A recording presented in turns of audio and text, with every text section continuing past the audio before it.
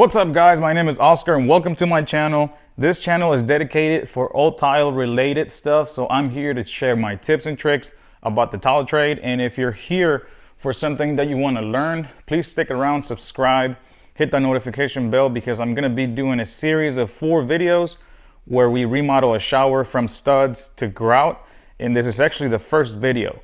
So if you're not subscribed, go ahead and subscribe, hit the notification bell, because I will have 3 other videos where I try to explain step by step what products I'm using, what methods I'm using, and the difference between methods. And of course, if I miss something, you can always go in the comments section, let me know what I missed, and I will gladly answer your question. So I'll leave you with the first video where we're doing all the prep work.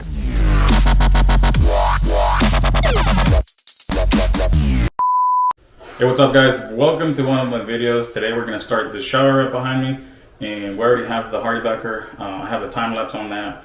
We use a brand called Triton board. It is a lightweight cement board that we use on all our jobs, and we have it up already on the walls. The next step is going to be working on the shower pan, and then I'm going to keep doing time lapses throughout the whole day. Today, this is the start of the first video, so stay tuned, subscribe, and all that stuff you need to do in order to keep up with the videos. And here are some installation guidelines just in case you didn't know any of these. Use prop nails or screws at a maximum of 8 inches on center. You can use roofing nails, and screws I recommend you use coated screws so they don't rotten over time. Keep fasteners 3/8 of an inch from the backer edges and 2 inches away from corners to prevent any breakage. Set fasteners flush with the backer, and approximately 25 to 30 fasteners are required per backer sheet. All of these are true for most of the backer boards available, being that Hardybacker, fiber board, and in this case Triton board. In the video you see me using some white strips on top of the 2x4s, and this is corrugated plastic that I cut down in 1.5 inch strips and use it for studs that are not flush with the rest of the studs. In this case I used a few, and that's just to make sure that my wall installation is going to be flat before I start installing any tile. Okay, now that we're done with the cement board, we're going to install our flow effects. In order to install it, we need to cut our 2-inch PVC pipe flush with the subfloor. That way when we install our flow effects, we're going to have 3/4 of an inch thickness of mud around the drain, and then we're going to give it a slope. I'm also going to use a piece of Stratamat. This is to do a bonded installation for my mortar bed, but at the same time is going to give it a little bit more strength, separating it from the subfloor. When you do a mortar bed, the first thing you want to do is the perimeter. The perimeter should be, if it's a center drain, it's going to be level all the way around. So here you see me do the left side, then I'm going to jump to the back side, and I'm going to work my way around. That way everything is level, and then we're going to do the pitch towards the drain. If your sides are not level, if the perimeter is not level, then your cuts on your first row of tile are going to be all different. So you need to make sure this part is correct, level all the way around. Then you see me here installing the flow effects drain, making sure it's plumb. I'm using a couple of screws just to get it plumb to where I need it. I can remove the screws the next day when it's dry. I like to put a piece of blue tape or whatever color tape you have available on your drain, just because if any of these if this mud goes into the drain and settles on the P-trap, it may actually mess with the draining, and then you're gonna have trouble later having to rip out something or having to go under the house and fixing some drainage issues. So make sure you keep that mud out of the hole. And then once you have all the perimeter level, what you're gonna want to do is use some type of straight edge. I'm using a 2-foot level in this case, and also a 3-foot level for the longer sides. And then I'm just pretty much making a ramp from the drain to my hotspot, which is the perimeter. If you're wondering how much pitch to give your shower floor, there's actually a simple way to find out. It's 1/4 inch per foot, and you always want to measure the longest side anywhere from the drain to the longest side away from the drain. So in this case we have about 2.5, a little bit over 2.5 feet. So I'm going to call it 3 feet. I always round up to the next foot. So 3 feet would mean 3/4, and that's what I'm giving the pitch. If you have 4 feet, it would be an inch. So however many feet times 1/4, that will give you the exact pitch.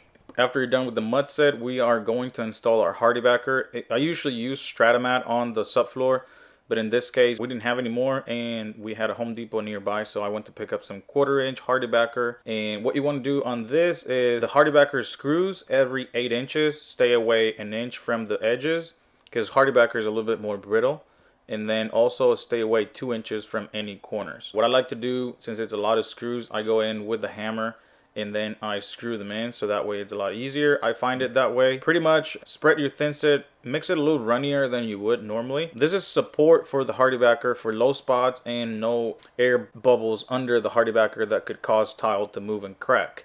A lot of people don't use the thin set under the HardieBacker and they have a lot of failures, but this is a simple step. You can use any thin set. It doesn't really matter the quality of the thin set, because like I said, you're not really relying on the adhesion properties of the thin set. More or less, you're just using it as a support. So we're done with the backer board, we're done with the mud set, and then our HardieBacker on the floor.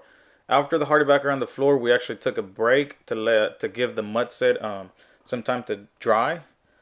This is the advantage of doing fabric waterproofing over your mud. You don't have to wait 72 hours for the mud to cure completely. You can just go ahead, and as long as the mud's not coming apart, you can install the membrane and be ready for the next day to install tile. And the reason I say that is because if you're using a liquid waterproofing, for example Hydroban or RedGuard, you are required to wait 72 hours for the mud to cure before you apply the membrane on there. So you got to be careful with that, because you can have some big failures if you apply it sooner than that. So in this case, we keep going. The things that I like to use to apply any membrane, or sheet membrane that is, would be Multimax Light, and is made by Laticrete. It's a thin set that has no sand in it, so it creates no buildup, and also it mixes kind of like a creamy consistency, like super creamy. I would say more like sour cream. And it goes on the wall super easily, kind of like a glue, and I just love it for membrane. This is my go-to thin set for any type of sheet membrane. As you see in here, we do the membrane all the way out to the floor, maybe 10 or 15 inches, because when people get out of the shower, it can get wet, and it's just a little extra help that we give the customers. We also install prefab corners. We install our mud set, our thin set, and then we put it in place. We remove the excess thin set, and we are done. We do this on every single corner, and then we also apply outside corners to our curb.